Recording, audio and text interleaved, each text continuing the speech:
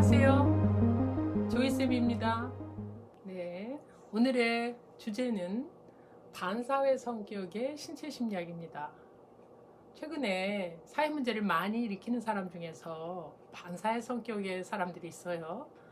이 사람들의 겉모습, 그러니까 신체 모습과 그 사람의 내면이 어떻게 서로 관련되어 있는지 오늘 시간을 통해서 함께 공부하면서 그 사람들에 대한 이해가 깊어졌으면 좋겠습니다.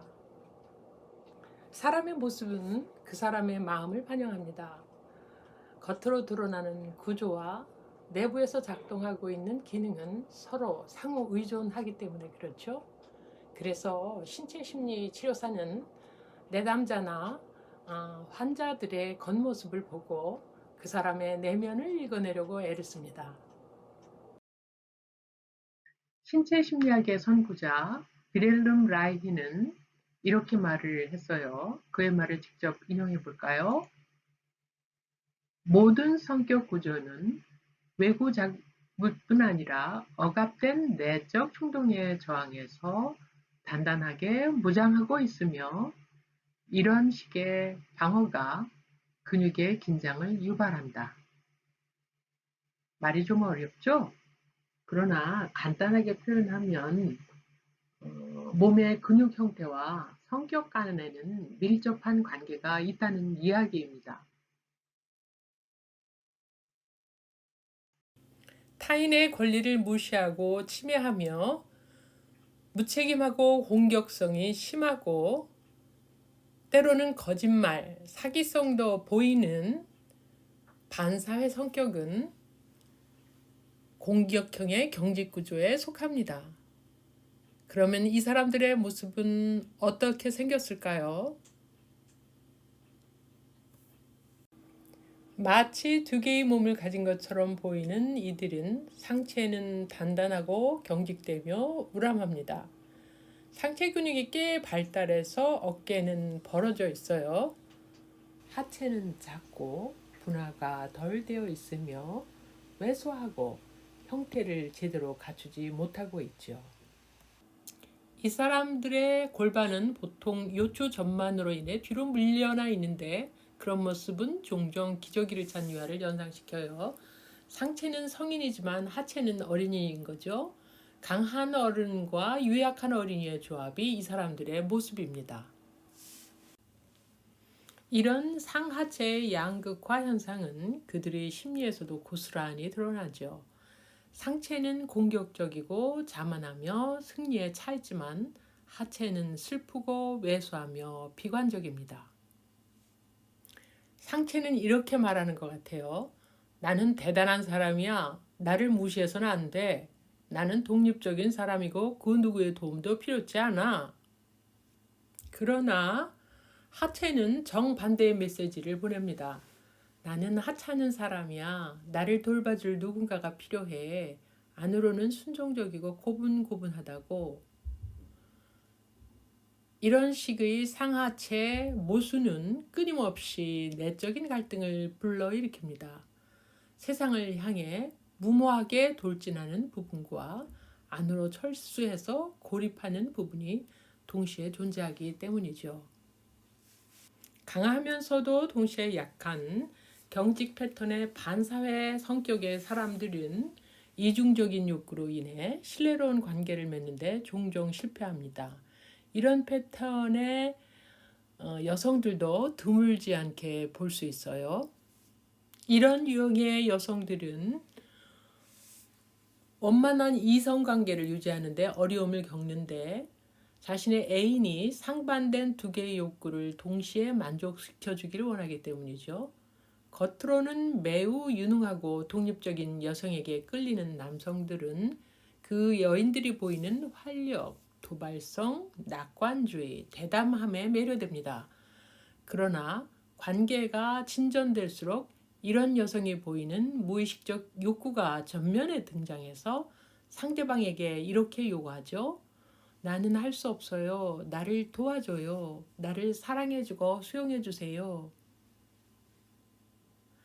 매우 소극적이고 나약한 모습은 이런 여성에게 의존했던 남성들을 당혹스럽게 만들어요. 자신의 요구가 수용되지 않음을 거절로 인식한 여성은 실망한 나머지 불같이 화를 냅니다. 이제 상체 에너지가 그녀를 압도하는 것이죠. 상대 남성은 이제 그녀의 분노가 두렵기만 합니다. 그러면 어떤 경험이 공격 패턴의 성격 구조를 만드는 것일까요? 대표적인 신체 심리학자 존 피에라코스의 말을 들어봅시다. 그는 이렇게 말을 했습니다. 공격 패턴은 어린 시절 가까운 성인이 아이를 유혹적으로 다루는 동시에 행동의 일관성이 부족할 때 촉발된다. 예를 들어 아버지가 딸을 반기면서도 거부할 때 일어난다. 자녀를 진심으로 사랑하는 아빠의 이런 상반된 반응은 딸의 성기 부위의 에너지 흐름을 제한하여 그 부위에 에너지 정체가 생깁니다. 그 결과 하체로 자유롭게 흐르지 못하는 에너지는 허리 위 상체로 상승하여 머리 쪽 방향으로 치솟습니다. 이런 식의 에너지 흐름 때문에 합리적인 기능인 매우 발달해서 소위 머리가 좋다고 할 수 있고요. 반면에 성적 기능은 무력해져서 자신의 내적인 감정이나 타인을 향한 감정이 궁핍해지기 쉽습니다. 그렇다면 이렇게 공격적인 반사회 성격의 사람들이 가지고 있는 에너지 패턴은 어떨까요? 에너지도 마찬가지로 주로 상체에 몰려 있어서 상체는 크고 밝은 에너지 패턴을 띠지만 하체는 빈약해서 검고 푸른 모습을 띠고 있어요. 그리고 의지를 관장하는 에너지 센터도 주로 상체에 집중되어 있기 때문에 양 견갑골 사이의 에너지가 심하게 부풀어 있는 것이 특징입니다. 전두엽에서의 뇌 활동이 왕성하고 뒤통수로 갈수록 에너지 활동이 떨어집니다. 이는 지적인 추구에 과도하게 몰두할 뿐 아니라 의지력을 행사할 때도 지성을 주로 활용한다는 것을 의미하죠. 그렇다면 공격형의 사람들이 자신의 상위 자아를 개발하려면 어떤 노력이 필요할까요? 그들은 상체의 과도한 에너지를 누그러뜨려서 자신을 진정으로 내려놓는 훈련이 필요합니다. 그리고 깊은 내면에 있는 연약하고 부드러운 에너지를 해방시킬 필요가 있어요. 명예를 향해 있는 이 사람들의 모험과 판타지가 충족되면 이 사람들 특유의 장점인 그 인내심과 진솔성 그리고 솔직함이 잘 발휘됩니다. 그래서 고상한 가치를 추구하는 데 있어서 남다른 용기와 인내심을 발휘하게 됩니다. 반사회 성격의 사람들 내면에서 잠자고 있던 상위자아가 깨어나면 탁월한 지성으로 매우 어려운 문제도 쉽사리 해결할 수 있을 뿐만 아니라 그것을 통해서 사람들이 진리를 찾아가는 데 좋은 길잡이가 될 수 있습니다. 그들이 부풀어 오른 상체는 사랑으로 가득 찰 것이며 그들 특유의 솔직성을 통해서 다른 사람도 솔직해질 수 있도록 안내할 수 있습니다. 지금까지 반사회 성격의 공격적 경직 구조의 사람들에 대해서 설명을 드렸는데 좀 이해가 되셨는지 모르겠습니다. 우리 사회에서 주변에서 이렇게 반사회 성격으로 인해서 사회 문제를 일으키는 사람이 적지 않아요. 옛날보다 그 폭력성이 더 심해지고 날이 갈수록 그 뭐라 그러나 그 정도가 좀 심각해지는 것 같아요. 그렇지만 그렇게 우리에게 해를 끼치고 우리를 놀라게 만드는 사람들 안에도 매우 고상한 자아가 숨어 있다는 것을 잊지 말으셨으면 좋겠습니다.